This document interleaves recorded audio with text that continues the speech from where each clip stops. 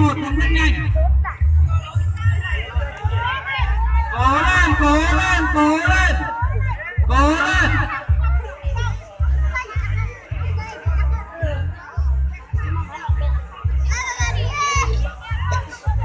Trò chơi của Bảo Trai là một trò chơi rèn luyện sự nhanh nhẹn cũng như sự khéo léo dành cho tất cả mọi người cùng tham gia chơi.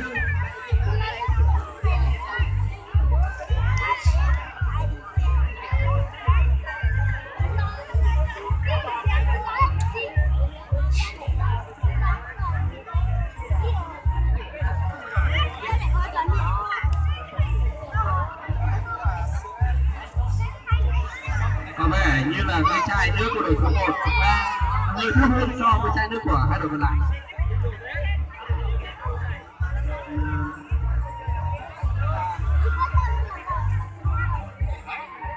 Ra thưởng 20.000 đồng.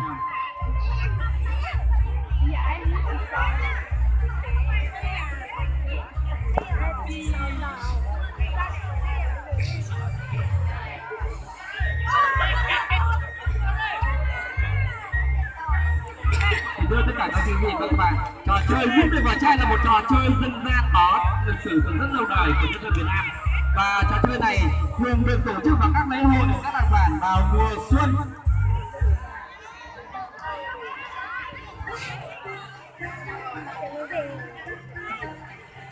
Đội 1 cố lên, đội 1 cố lên, đội 1 cố lên,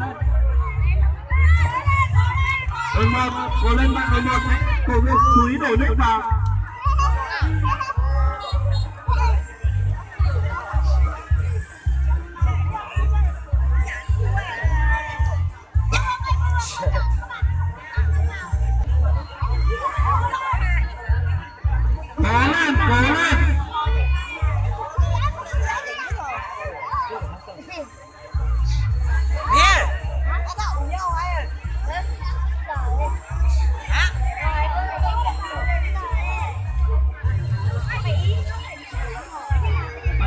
Xin kính mời các vị khách du lịch của chúng ta có thể tham gia cùng trò chơi cùng tất cả các em ạ.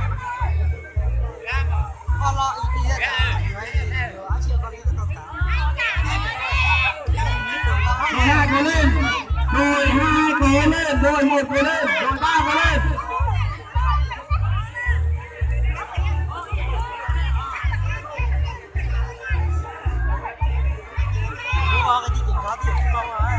Nha.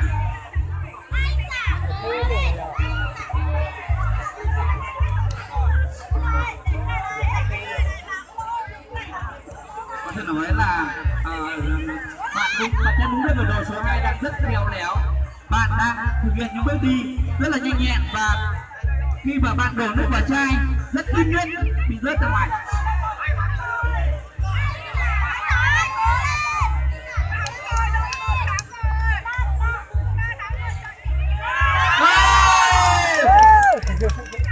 Và sau một thời gian chơi rất là gay cấn thì kết quả giải nhất thuộc về đội số 3.